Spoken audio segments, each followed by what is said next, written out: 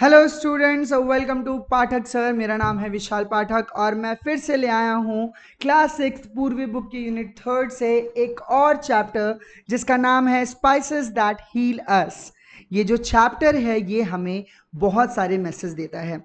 सबसे पहला और जो पावरफुल मैसेज ये है कि हमारे किचन के अंदर जितने भी स्पाइसेस हैं वो सिर्फ खाने के अंदर स्वाद लाने के लिए या उसके फ्लेवर को बढ़ाने के लिए नहीं होते, बल्कि वो स्पाइसेस बहुत ज़्यादा मेडिसिनल वैल्यू कैरी करते हैं और हमें छोटी छोटी चीज़ों में मदद करते हैं, जैसे कि गैस, इंडाइजेशन, ठीक है, पेन, इन सब में मदद वो करते हैं। प्लस ये चैप्टर हमें ये भी मैसेज देता है कि कैसे जो जनरेशनल नॉलेज है स्पाइसेस को लेकर वो हमें मिलती है। जैसे हमारी दादी परदादी हमें बताती हैं कि ये जो स्पाइसेस हैं ये सिर्फ खाने में फ्लेवर नहीं लाते, बल्कि इनके बहुत सारे मेडिसिनल यूजेस और फायदे हैं। ठीक है, तो चलो देखते हैं इस चैप्टर के अंदर क्या है। हालांकि एक चैप्टर नहीं है, ये सिर्फ एक लेटर है जो दादी जी ने अपने पोते पोतियों के लिए लिखी है, जिसके अंदर उन्होंने बताया है कि किचन के अंदर सिर्फ मसाले खाने के लिए इस्तेमाल नहीं किए जाते, बल्कि उनको होम रेमेडीज की तरह भी इस्तेमाल किया जा सकता है जब आपको किसी प्रकार की हेल्थ प्रॉब्लम या हेल्थ इशू हो। तो चलो देखते हैं कि कौन से हमारे घर में स्पाइसेस हैं जो हमें हेल्थ बेनिफिट्स देते हैं, प्लस हमें छोटी मोटी प्रॉब्लम में मदद कर सकते हैं। क्या किचन हमारे लिए इतना ज़्यादा यूजफुल है? तो चलो देखते हैं इस चैप्टर के अंदर। तो चलो स्टार्ट करते हैं। Spices that heal us. Do you know if the spices can be used for something else other than cooking? क्या आपको लगता है कि स्पाइसेस सिर्फ खाना बनाने के अलावा किसी और काम में यूजफुल हो सकते हैं? Let us find out by reading the letter given below. यहाँ पे नीचे एक लेटर है जो दिया गया है, जिससे हमें पता चलेगा कि क्या कोई स्पाइसेस हमारी मदद कर सकता है खाने बनाने के अलावा भी।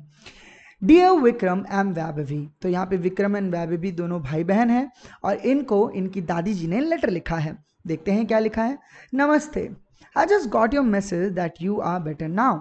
तो शायद विक्रम एंड वैभवी को कोई प्रॉब्लम होगी, कोई बीमारी होगी, तो उनकी दादी बोली कि नमस्ते, मुझे तुम्हारा मैसेज मिला कि तुम अब ठीक हो, बेटर हो। I am happy that natural cures that I had shared help you. तो बोले कि मैं बहुत खुश हूँ कि जितने भी नेचुरल क्योर्स मैंने बताए थे, जो मैंने तुम्हें शेयर किए थे, उसने तुम्हारी मदद की। You should try to remember these cures and may share them with your friends. बोले कि तुम्हें ये क्योर्स याद रखने होंगे, ठीक है, और इनको अपने फ्रेंड्स के साथ भी शेयर करना होगा। When I was a child, I learned them from my grandmother। बोले कि जब मैं छोटी बच्ची थी तो मैंने भी अपनी दादी से ये क्योर सीखे थे। She used to find home remedies for most of the weather related common illness। तो बोले कि मेरी दादी माँ ऐसी ही होम रेमेडीज ढूंढती रहती थी weather related common cold common illness से। तो वेदर रिलेटेड जो प्रॉब्लम आती है हमें हमारी लाइफ के अंदर, जो इलनेस आती है, उससे बचाने के लिए हमें स्पाइसेस काम आते हैं। Let me share some of the benefit of the spices that most of us have in our kitchen। तो कह रहे हैं कि मैं तुम्हें कुछ स्पाइसेस की वैल्यूएबल बेनिफिट्स बताती हूँ जो हमारे किचन में पाई जा सकती हैं। अब वो कौन कौन से स्पाइसेस हैं जो हमें मदद करेंगी और जो हमारे किचन में भी होंगी अवेलेबल।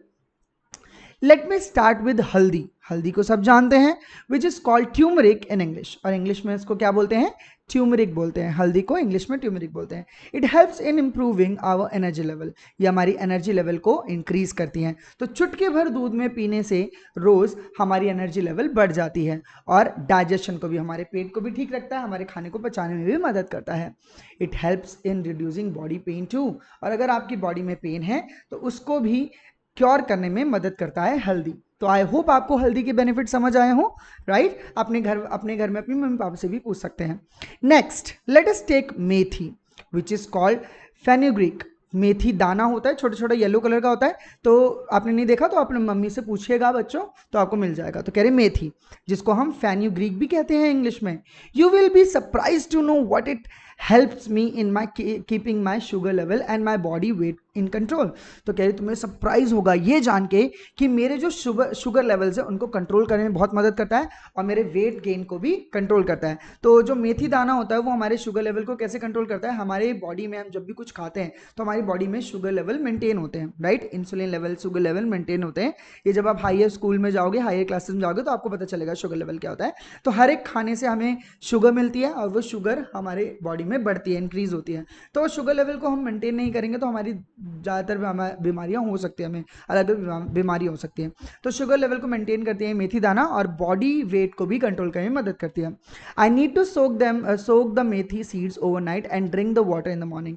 तो क्या करना होगा आपको कि मेथी दाने को आपको पानी में सोख कर रखना होगा पूरी रात तक और मॉर्निंग में पी लेना होगा, जिससे आपका वेट भी कंट्रोल रहेगा और शुगर लेवल भी कंट्रोल रहेगा। अगला क्या है, जीरा, जिसे हम क्यूमिन कहते हैं। Cumin seeds soaked in water overnight can also improve digestion and help cure sleeplessness. तो कह रहे हैं कि अगर आप जीरे का पानी पी लोगे, रात भर भिगो के रखो, सोख करके रखो और सुबह जीरे का पानी पी लोगे तो वो भी आपके डाइजेशन को भी ठीक करेगा, और अगर आपको नींद आने में दिक्कत आती है तो वो नींद भी आपकी ठीक कर देगी। You know, when you were babies, when you were babies and had gas in your tummy, I used to put hing, asafoetida, water on your tummy to give you some relief. Hing can also help in controlling cough and cold. तो कह रहे हैं यहाँ पे कि जब आप छोटे बच्चे थे तो बच्चों को ना गैस बहुत बनती है क्योंकि वो सिर्फ दूध पीते हैं और दूध से गैस बनती है, राइट। हाँ, तो बच्चों को गैस बहुत ज़्यादा बनती है। तो जब बच्चों को गैस बनती है तो हींग के पानी को जैसे एसोफोटीडा बोलते हैं इंग्लिश में, उसको अगर आप टमी पे लगा दोगे, टमी पे रोल ऑन कर दोगे, वहाँ पे हींग लगा दोगे तो गैस में मदद मिलती है, ठीक है। और हींग से हमें कफ और कोल्ड में भी मदद मिलती है। अगर आपको खांसी हो रही है, कफ हो रही है ना, ठंड लग रही है, तो आपको हींग पीना चाहिए, खाना चाहिए, राइट। अगला क्या है, दालचीनी, जिसे हम सिनेमन कहते हैं, और लौंग, जिसे हम क्लोव कहते हैं। Give relief when we have toothache till we can consult a dentist. तो बोल रहे कि अगर आप दालचीनी खा लोगे या क्लोव खा लोगे, अगर आपके दांतों में दर्द हो रहा है तो आप उसको खा लोगे तो आपको टूथएक नहीं होगा, दांतों का दर्द नहीं होगा, और फिर आप डेंटिस्ट के पास जा सकते हो जब तक आपका दर्द कम रहेगा।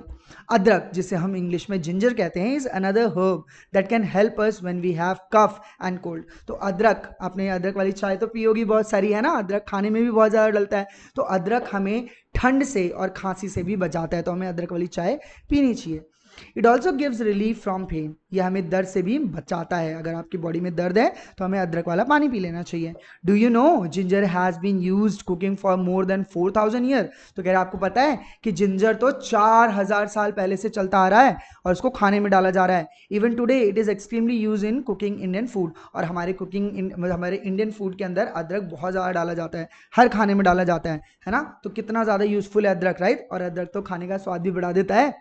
काली मिर्च, जिसे हम ब्लैक पेपर कहते हैं इंग्लिश में, is also help in digestion and can give us relief from body pain. तो काली मिर्च भी हमारे डाइजेशन को इंप्रूव करती है एंड हमें बॉडी पेन से रिलीफ दिलाती है।